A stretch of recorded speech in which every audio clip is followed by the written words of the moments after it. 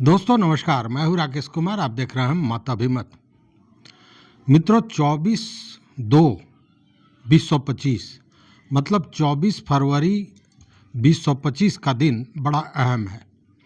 अहम है उन लोगों के लिए जो किसी न किसी तरह से नगर निकाय चुनाव से जुड़े हुए हैं। कहने का मतलब ये है कि आपको याद होगा, नगर निकाय चुनाव को लेकर एक याचिका सुप्रीम कोर्ट में सुनील कुमार द्वारा डाली गई है। याचिका संख्या है, SLP संख्या है 5864/2024। इसकी सुनवाई 10 तारीख को थी, पिछले इसी मंथ में 10 तारीख को, 10 फरवरी को, और उसके बाद फिर 24 फरवरी को इसका डेट निर्धारित किया गया है और संभवतः यह अंतिम सुनवाई हो सकती है। संभवतः, मैं यहाँ पे संभवतः लगा रहा हूँ कि ये अंतिम सुनवाई हो सकती है। अब ये अंतिम सुनवाई जो है, इसको लेकर तरह तरह की बातें हो रही हैं। तमाम जो हमारे दर्शक हैं, जो हमारे मित्र हैं, वो पूछ रहे हैं कि आखिर इसमें होगा क्या। तो देखिए, फैसला तो कोर्ट को करना है और कोर्ट को जो फैसला करना है वो तथ्यों के आधार पर करना है। तो इसको लेकर हमने कई जो न्यायविद हैं, जो जानकार हैं, उनसे हमने बातें की और उसके बाद जो बातें छन के आई वो यही आई कि इस मामले में सरकार कहीं ना कहीं बैकफुट पर है। और उसका कारण यह है कि सरकार ने शुरू से ही जो ये चुनाव कराया, इसमें कोर्ट के भी आंख में धूल झोंकने का काम किया। जैसे देखिए, सबसे पहली बात कि यह समझिए कि यह जो बातें मैं कह रहा हूँ वो तथ्यों के आधार पर कह रहा हूँ। मेरा लेना देना न जीते हुए लोगों से है, न हारे हुए लोगों से है। और अगर किसी का लेना देना भी होता है तो जीते हुए लोगों के साथ होता है, हारे का साथ कोई नहीं देता है। लेकिन यह जो SLP दायर किया गया है, यह सुप्रीम कोर्ट में सीधे चला गया, ऐसी बात नहीं है। यह मामला तब का है जब निकाय चुनाव की शुरुआत भी नहीं हुई थी, उसका नोटिफिकेशन भी नहीं हुआ था। उसी समय सुनील कुमार ने पटना हाई कोर्ट में एक याचिका दायर की थी और ये कहा था कि जो OBC का रिजर्वेशन है उसको देखा जाए और उसको जो कोर्ट का आदेश है उसके अनुसार किया जाए। मतलब कि वह जो चुनाव है और उस चुनाव में जो रिजर्वेशन OBC को देना है, वह सुप्रीम कोर्ट द्वारा जो ट्रिपल टेस्ट करा के और उसके बाद सीटों को का आरक्षण करना था, उस आधार पर किया जाए। लेकिन ऐसा हुआ नहीं। नोटिफिकेशन आ गया। नोटिफिकेशन के बाद जब हाई कोर्ट ने यह कहा कि या तो आप चुनाव सामान्य कोटि करके सब करें, मतलब रिजर्वेशन न दें, या अगर रिजर्वेशन आपको देना है तो उस स्थिति में आपको ट्रिपल टेस्ट कराना होगा। सरकार पहले कही कि वो इसका विरोध करेगी, वो सुप्रीम कोर्ट जाएगी, लेकिन फिर बाद में सरकार ने OBC के लिए एक कमीशन का गठन कर दिया। लेकिन गठन कोई नया नहीं, मतलब कि डेडिकेटेड कमीशन नहीं बना। पूर्व से जो OBC कमीशन था, उसी कमीशन को यह पावर दे दिया गया, यह काम दे दिया गया। अमूमन ऐसा होता नहीं है। जो ये कमीशन बनता है उसमें बड़े ब्यूरोक्रेट्स के अलावा उसके जानकार भी होते हैं, लेकिन इस कमीशन में वैसा कोई नहीं था।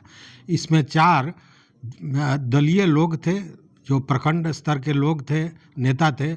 उन्हीं लोगों का ये कमीशन था और जो सरकारी कमीशन था, और उसी को यह काम दे दिया गया, जिस पर और उसी के रिपोर्ट पर चुनाव होने की बात हुई। इसको लेकर सुप्रीम कोर्ट में पहुंचे सुनील कुमार, और सुप्रीम कोर्ट ने, आपको याद होगा, कहा था कि यह इस कमीशन को डेडिकेटेड कमीशन नहीं माना जा सकता है। बावजूद इसके उसी कमीशन के रिपोर्ट के आधार पर दिया गया आरक्षण। लेकिन वह आरक्षण उस आधार पर दिया गया, यह शंका तब पैदा हुआ जब यह देखा गया कि पूर्व में जो आरक्षण था उसमें कोई बदलाव नहीं हुआ है। जबकि आपको याद होगा, यूपी में जब डेडिकेटेड कमीशन के आधार पर रिजर्वेशन दिया गया था तो 50% से ज़्यादा सीटें बदल गई थी। अभी आप देखिए, झारखंड में यह चुनाव होने जा रहा है और झारखंड में भी कमीशन बनाकर बजाबते ट्रिपल टेस्ट की कार्रवाई की जा रही है। मतलब यह जरूरी था और सुप्रीम कोर्ट का निर्णय था, लेकिन बावजूद उसके कहीं ना कहीं धूल झोंकने वाला काम किया गया और पुराने कमीशन को ही डेडिकेटेड कमीशन मानते हुए उसको उसके आधार पर ही चुनाव कराया गया, जबकि सुप्रीम कोर्ट ने मना कर दिया था। उसके बाद सुप्रीम कोर्ट ने बाकी चीज़ों की सुनवाई नहीं करते हुए कहा कि यह चूँकि पटना हाई कोर्ट के क्षेत्राधिकार का मामला है, इसलिए आप पटना हाई कोर्ट में जाइए, और पटना हाई कोर्ट को भी 4 माह का समय दिया कि 4 माह में इसे पूरा कर देना है, इस पर न्याय दे देना है, इसलिए कि यह जो मामला है यह समयबद्ध समय सीमा इसमें है। 5 सालों के लिए ही चुनाव होता है, तो जितना जल्दी हो यथासंभव इसका फैसला किया जाए। लेकिन 4 महीना कौन कहे, लगभग 10-11 महीने लग गए। उसके बाद में कोर्ट का फैसला आया, हाई कोर्ट का, और हाई कोर्ट के फैसले में उसमें भी सुनील कुमार के मामले को नीचे रख दिया गया और कई अन्य मामले थे जिनको साथ में क्लब कर दिया गया था। लेकिन चूंकि सुप्रीम कोर्ट ने पूर्व में यह कहा था कि अगर आप हाई कोर्ट के डिसीजन से संतुष्ट नहीं हो तो हमारे यहाँ आ सकते हैं, और उसके बाद एसएलपी दायर हुआ था। यह जो पटना हाई कोर्ट का डिसीजन था, लास्ट डिसीजन, वह था 31/1/24 का, और 15/3/24 को एसएलपी दायर किया था सुनील कुमार ने सुप्रीम कोर्ट में। उसके बाद पहली सुनवाई जो थी वो 3 मई को हुई थी, और 3 मई को सरकार ने 6 सप्ताह का समय भी मांगा था। कोर्ट ने 6 सप्ताह का समय दिया और साथ में यह कहा कि यह अंतिम समय दे रहा हूँ, इसके बाद समय नहीं दिया जाएगा। लेकिन उसके बाद कुछ स्थितियां ऐसी बनी कि कई डेट पड़े लेकिन सुनवाई नहीं हो सकी।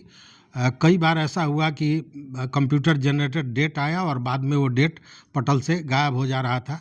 ये सारी चीज़ें हुई। इसको लेकर जो सुनील कुमार के विद्वान अधिवक्ता हैं राहुल श्याम भंडारी साहब, उन्होंने 3 बार कोर्ट के सामने प्रे भी किया था कि इसकी जल्दी सुनवाई हो, और अंत में 10/2 को इसकी सुनवाई हुई। बातें जो सुनवाई में आई वो समझिए क्या है। उस दिन जो चर्चा हुई, जो जानकारी है, उसके अनुसार सरकार का ये कहना है कि चुनाव को 2 वर्ष से ज़्यादा बीत गए हैं, अब इस केस की ज़रूरत ही नहीं है। लेकिन एक बात को हमेशा याद रखिएगा कि कोर्ट को इससे मतलब नहीं है कि कितना दिन बचा है, कितना दिन नहीं बचा है, इसका क्या होगा नहीं होगा।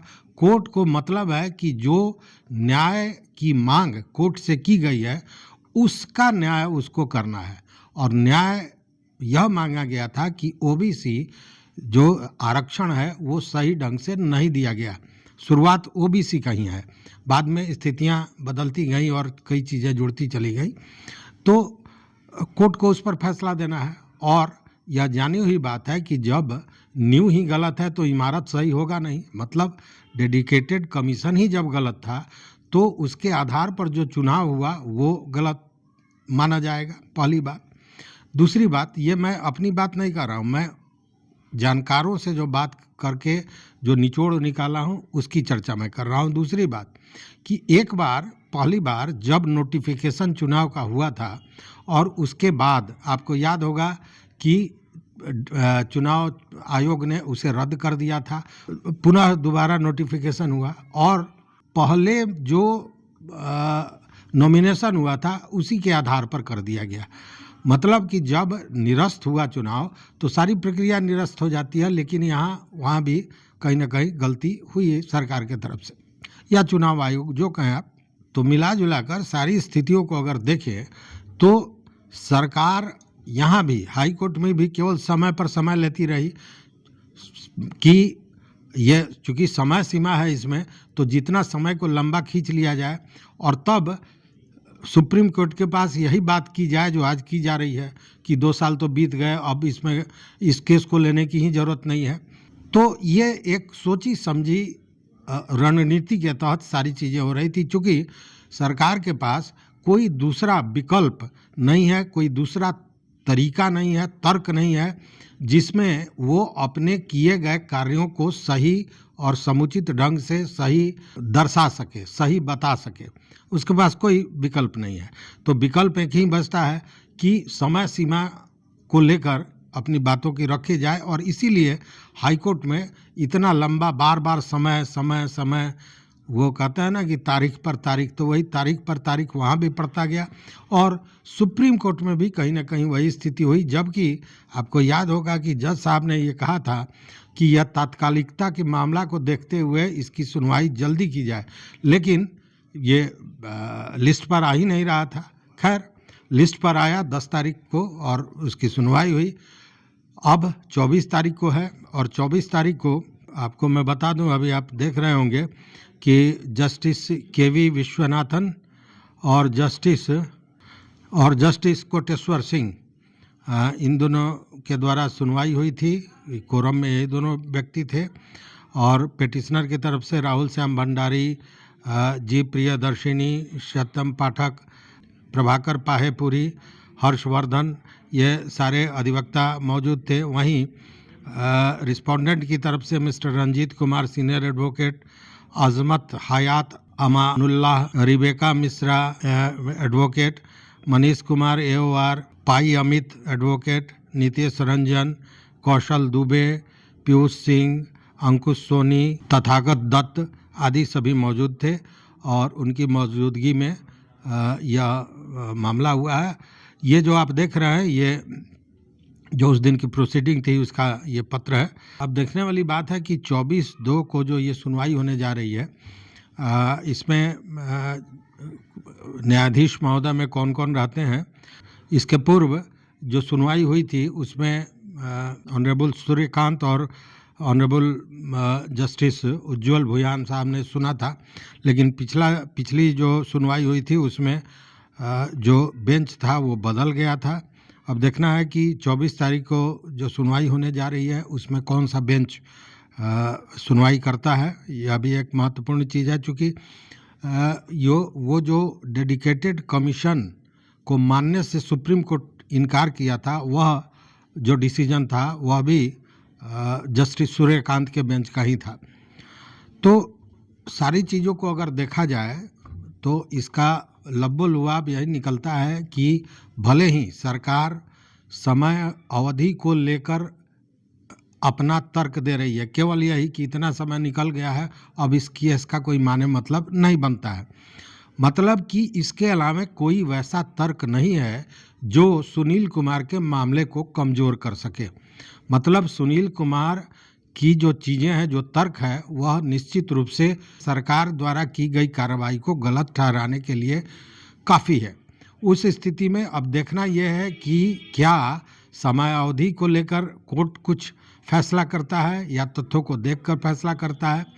लेकिन अमूमन जो विद्वानों का ये मानना है कि कोर्ट को इससे कोई मतलब नहीं है कि 2 साल बीता है या 3 साल बीता है। कोर्ट केवल यह देखता है कि जो न्याय मांगा गया है वो न्याय उस व्यक्ति को दिया जाए और वह तथ्यों के आधार पर है और तथ्य में सुनील कुमार का पक्ष बहुत मजबूत है। देखिए, बार बार ये बात आ रही है कि ये जीते हुए हैं या हारे हुए हैं, तो आपको फिर एक बार बता दें कि सुनील कुमार वो शख्स हैं जो ऑलरेडी जीते हुए पार्षद हैं। वो हारे हुए नहीं हैं, वो जीते हुए हैं, लेकिन उन्होंने ओबीसी के आरक्षण को लेकर चुनाव के पूर्व ही जो मामला उठाया था उसी को लेकर वो आगे बढ़ रहे हैं और डटे हुए हैं।